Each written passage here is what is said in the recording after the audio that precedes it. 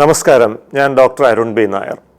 20 വയസ്സുള്ള engineering college വിദ്യാർത്ഥിനി കഴിഞ്ഞ കുറച്ച് നാളായിട്ട് വല്ലാത്ത മൗനത്തിലാണ്. വളരെ പ്രസരിപ്പോടെ കൂട്ടുകാരോടൊക്കെ നന്നായി സംസാരിച്ചിരുന്ന, കോളേജിലെ എല്ലാ കാര്യങ്ങൾക്കും വളരെ സജീവമായി മുൻപന്തിയിലുണ്ടായിരുന്ന, നന്നായി പഠിച്ചിരുന്ന, വീട്ടിൽ പോലും എന്താവശ്യങ്ങളുണ്ടെങ്കിലും അറിഞ്ഞ് ചെയ്തുകൊണ്ടിരുന്നൊരു കുട്ടി കഴിഞ്ഞൊരു 6 മാസമായിട്ട് ആകെ ഒരു മന്ദതയിലാണ്. രാത്രിയിൽ ഉറങ്ങാൻ വളരെ വൈകുന്നു. രാവിലെ പലപ്പോഴും വിളിച്ചുണർത്തേണ്ടി വരുന്നു. ആ അമ്മ പറയുന്നത്, ജീവിതത്തിൽ ഇത്രയും വർഷം അവളെ ഒരു ദിവസം പോലും രാവിലെ വിളിച്ചുണർത്തേണ്ട ഗതികേട് എനിക്ക് വന്നിട്ടില്ല. പക്ഷേ ഇപ്പോൾ വളരെ കഷ്ടപ്പെട്ട് തല്ലി ഉണർത്തേണ്ട ഒരു അവസ്ഥയാണ്. ഉണർന്നു കഴിഞ്ഞാലും കോളേജിലേക്ക് പോകാനൊന്നും താല്പര്യമില്ല. ആകെ ഒരു മന്ദത ബാധിച്ചതുപോലെ ഇങ്ങനെ കിറുങ്ങി ഇരിക്കുകയാണ്.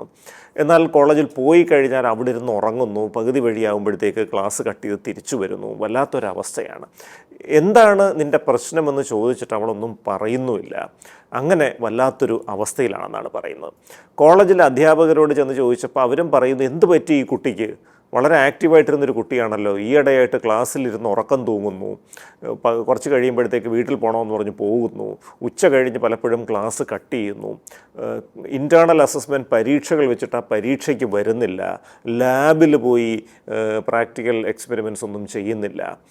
ഈ കോളേജിലെ അസോസിയേഷൻ കാര്യങ്ങൾക്കൊക്കെ വളരെ സജീവമായിരുന്ന ആ കുട്ടിയെ ഇപ്പോൾ ഒന്നിനും കാണാനേ ഇല്ല. കൂട്ടുകാരൻ പറയുന്നു, ഇവർക്ക് എന്ത് പറ്റിയെന്ന് അറിഞ്ഞുകൂടാ, വളരെ അങ്ങ് ഇൻട്രോവേർട്ടായി മാറിപ്പോയിരിക്കുന്നു, മൂടിയായി പോയിരിക്കുന്നു, ഒന്നും സംസാരിക്കുന്നില്ല. എന്താ പ്രയാസം ഞങ്ങളൊക്കെ ചോദിക്കാൻ ശ്രമിച്ചിട്ടും ഒന്നും പറയുന്നില്ല. അപ്പോൾ അങ്ങനെയാണ് ആ കുട്ടിയെ എൻ്റെ അടുത്തേക്ക് വരുന്നത്. അപ്പോൾ ആ കുട്ടിയോട് നമ്മൾ ചോദിക്കുകയാണ്, എന്താണ് നിനക്ക് പ്രയാസം? സാധാരണ ഒരു 20 വയസ്സുള്ള കോളേജ് വിദ്യാർത്ഥിനിക്ക് ഇത്തരത്തിലുള്ള മനപ്രയാസങ്ങൾ വരാനുള്ള പല സ്വാഭാവികമായ സാഹചര്യങ്ങളും ഉണ്ട്. ചിലപ്പോൾ പഠനത്തിലെ പ്രശ്നങ്ങളാകാം, സൗഹൃദങ്ങൾ ഉണ്ടാകുന്ന പ്രശ്നങ്ങളാകാം, ഒരുപക്ഷെ ഒരു പ്രണയബന്ധം ഉണ്ടായി അതിന് പ്രശ്നങ്ങളുണ്ടായതാകാം, ഇങ്ങനെ പല കാരണങ്ങളും ഉണ്ടാകാം. പക്ഷേ അങ്ങനെയുള്ള സംഗതികളൊന്നും ഇല്ല എന്നാണ് അവൾ ആവർത്തിച്ചു പറയുന്നത്. കുറേ കഴിഞ്ഞപ്പോൾ പതിയെ അവൾ ഒരു കാര്യം വെളിപ്പെടുത്തി. എൻ്റെ കാലിന് കഴിഞ്ഞ കുറച്ച് നാളായിട്ട് ഒരു വല്ലാത്തൊരു പെരുപ്പ് അനുഭവപ്പെടുന്നു. ഞാൻ കുനിയുകയോ നിവരുകയോ ഒക്കെ ചെയ്യുമ്പോഴത്തേക്കും വല്ലാത്തൊരു പെരുപ്പാണ്. ഈ പെരുപ്പ് ഇങ്ങനെ കൂടിക്കൂടി വരുന്നു. രാത്രിയിൽ ഉറങ്ങാൻ ശ്രമിക്കുമ്പോഴത്തേക്ക് ഉറക്കം കിട്ടുന്നില്ല. ആ പെരുപ്പ് വന്നിട്ട് വല്ലാത്തൊരു അസ്വസ്ഥതയൊക്കെ വരുന്നു. രാവിലെ നടക്കുമ്പോഴും അല്ലെങ്കിൽ കോളേജിലെ ബാഗ് എടുത്ത് തോളിൽ തൂക്കിക്കൊണ്ട് നടക്കുമ്പോഴൊക്കെ ഈ പെരുപ്പ് വല്ലാതെ ബുദ്ധിമുട്ടായിട്ട് അനുഭവപ്പെടുകയാണ്. അപ്പം ഞാൻ ഇതെന്തുകൊണ്ടാണ് ഇത് വരുന്നതെന്നുള്ളത് ഇൻ്റർനെറ്റിലൊന്ന് ചെക്ക് ചെയ്തു എന്നാണ് കുട്ടി പറയുന്നത്. അപ്പോൾ ഇൻ്റർനെറ്റിൽ ചെക്ക് ചെയ്തപ്പോൾ അത് സ്പൈനൽ കോഡിൽ ട്യൂമറാണെങ്കിലാണ് ഇങ്ങനത്തെ ബുദ്ധിമുട്ടുകൾ വരുന്നതെന്ന് ഇൻ്റർനെറ്റിൽ നിന്ന് മനസ്സിലായി. അതിന് ഒരു പരിഹാരമൊന്നുമില്ല. ശസ്ത്രക്രിയ ചെയ്യാം. ശസ്ത്രക്രിയ ചെയ്ത് കഴിഞ്ഞാൽ പോലും ചിലപ്പോൾ കാല് തളർന്നു പോകും. പിന്നെ ജീവിതത്തിൽ ഒരിക്കലും നടക്കാൻ പറ്റില്ല.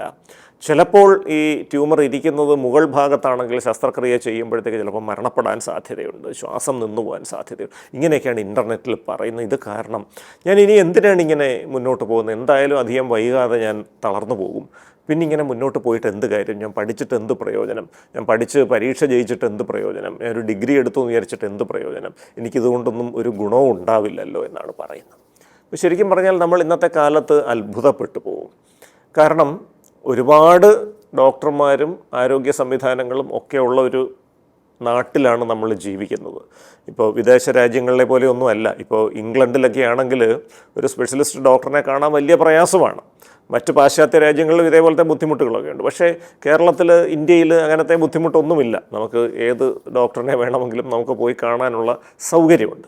പക്ഷേ എന്നിട്ട് പോലും അങ്ങനെ ഒന്നും ശ്രമിക്കാതെ ഇൻ്റർനെറ്റിൽ രോഗലക്ഷണങ്ങൾ തിരഞ്ഞ് ആ ഇൻ്റർനെറ്റ് പറയുന്ന ഒരു രോഗമാണ് തനിക്കെന്ന് വിശ്വസിച്ച് വല്ലാതെ പ്രയാസപ്പെട്ടുകൊണ്ടിരിക്കുന്ന ഒരു കുട്ടിയാണ് നമ്മുടെ മുൻപിലുള്ളത്. ഈ ഒരു അവസ്ഥയ്ക്ക് സൈബർ കോൺട്രിയ എന്ന് പറയും. അതായത് എന്ത് ചെറിയ അസ്വസ്ഥത കണ്ടാലും അതിൻ്റെ കാരണം എന്താണെന്ന് ഇൻ്റർനെറ്റിൽ തിരഞ്ഞ്, അതെന്തോ ഇൻ്റർനെറ്റിൽ സ്വാഭാവികമായിട്ട് തിരയുമ്പോൾ ഇത്തരം ലക്ഷണങ്ങൾ വരുന്ന ഏറ്റവും ഗൗരവ സ്വഭാവമുള്ള അസുഖത്തിൻ്റെ പേരായിരിക്കും ആദ്യം വരുന്നത്. അതിൻ്റെ വിശദാംശങ്ങളൊക്കെ വരും. അപ്പോൾ അങ്ങനെ ഉള്ള ഒരു സംഗതിയാണ് എന്നുള്ളത് കരുതി അങ്ങ് ഭയപ്പെട്ടു പോവുകയാണ്. അപ്പോൾ കുട്ടിയോട് പറഞ്ഞ് വിശദീകരിച്ച് കൊടുത്തു, ഇത് ട്യൂമറൊന്നും ആകണമെന്നില്ല.